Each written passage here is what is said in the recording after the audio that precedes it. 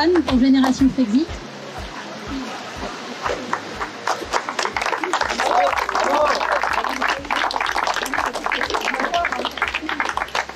Merci à tous d'être venus. Comme la dernière fois, je souhaiterais remercier dans un premier temps les Patriotes, la délégation du Rhône et Martin qui sont à l'initiative de cet événement. Merci encore. Merci de vous donner le mal d'organiser. Merci de vous donner le mal d'être présent. Et chers amis, nous traversons aujourd'hui une crise politique majeure. Le président de la République n'a pas de majorité à l'Assemblée nationale. Mais il n'en tient aucun compte. Il impose une loi rejetée par la majorité des députés et refusée par l'immense majorité des Français, voire par la quasi-totalité des actifs. Le gouvernement Borne doit partir. Et doit s'en suivre la dissolution de l'Assemblée nationale. Pourquoi ? Parce que le juge de paix, c'est le peuple. Et le peuple doit s'exprimer dans les urnes. Car si le peuple ne peut s'exprimer démocratiquement, c'est la rue qui descendra dans l'hémicycle.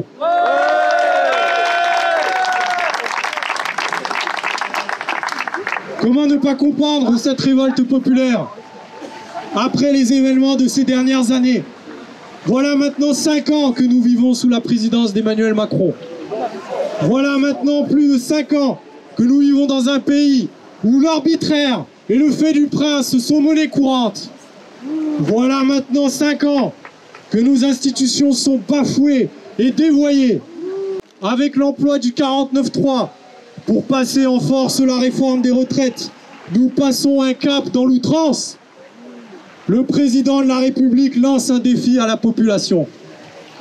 Ivre de lui-même, il est persuadé que nous resterons tranquillement chez nous et que nous courberons l'échine bien docilement. Macron, démission!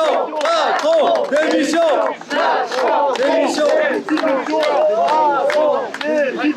Cette réforme des retraites s'inscrit dans la guerre qui est menée depuis plus de 40 ans aux Français. Nos libertés, notre indépendance, notre mode de vie, notre système de santé, notre protection sociale, ils ne s'arrêteront pas lorsqu'ils n'auront pas tout détruit. De qui je parle ? De qui je parle? De ces prétendues élites, sorties des plus prestigieuses écoles, de cette soi-disant aristocratie qui dirige nos grandes entreprises, qui dirige notre administration et qui gouverne notre pays. Cette caste qui prend ses ordres auprès de l'OCDE, auprès du FMI, auprès de la Commission européenne et à Berlin. Ces ronds de cuir qui trahissent nos intérêts, qui vendent notre pays à la découpe et qui détestent le peuple. Cette engeance qui a trouvé dans Emmanuel Macron son parangon. Ce fameux cercle de la raison qui se pare de rationalité. Il prétend défendre la bonne gestion des deniers publics. Il se fait le chantre de l'équilibre budgétaire. Je rappelle que ce sont les mêmes qui ont fait exploser l'endettement public en achetant la paix sociale avec le quoi qu'il en coûte. Ce sont les mêmes qui ont fait le choix, il y a plus de 40 ans, de désindustrialiser notre pays. Ce sont les mêmes qui ont fait le choix du chômage de masse. Macron, démission! Ce sont les mêmes qui payent grassement des cabinets de conseil en échange des services rendus. Ce sont les mêmes qui continuent d'émettre des obligations d'État indexées sur l'inflation, les fameuses OATI qui coûtent des milliards d'euros quand l'État pourrait emprunter à taux nul ou à taux négatif. La bonne gestion, en réalité, mes amis, s'arrête aux portes du népotisme et de la concussion.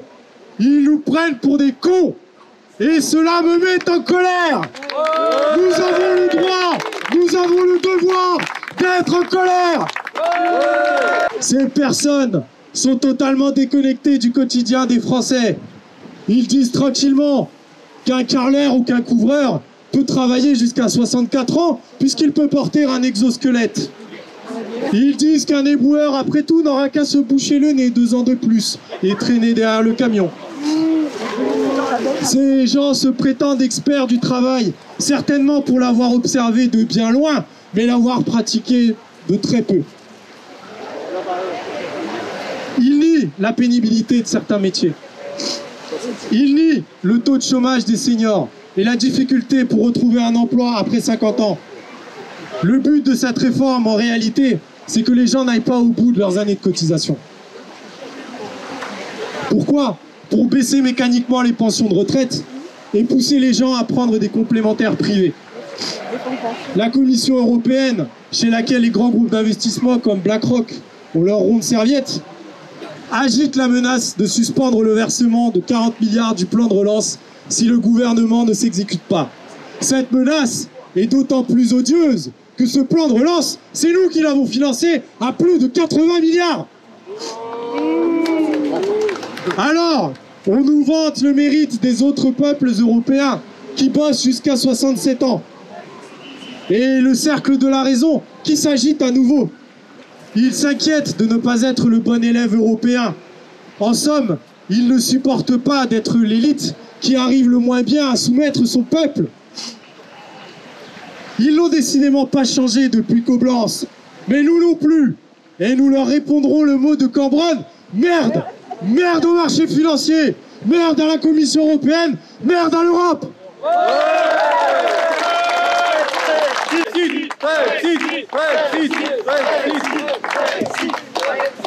Mes amis, ce combat n'est que le premier d'une longue lutte. Il doit nous mener à la reprise de notre souveraineté nationale. Nous devons reprendre le contrôle. Notre lutte est une lutte de justice. C'est une lutte pour la dignité des hommes. C'est une lutte pour la liberté du peuple. Ils nous taxeront de populisme. Ah, la belle affaire. Si le populisme consiste à défendre la souveraineté du pays et à défendre le peuple, alors nous acceptons cette injure comme une auguste médaille que nous porterons fièrement. Comme en 2018, avec les Gilets jaunes, le monde regarde la France. Partout, on se dit que les Français ne sont pas morts. Partout, on se dit que les Français sont toujours ce peuple courageux qui refuse de baisser les yeux.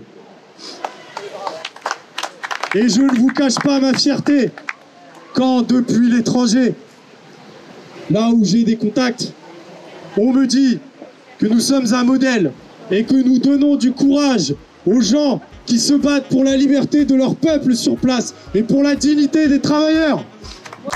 Le monde nous regarde, les amis. Soyons fiers, soyons déterminés, ne lâchons rien. Vive le peuple français et vive la France!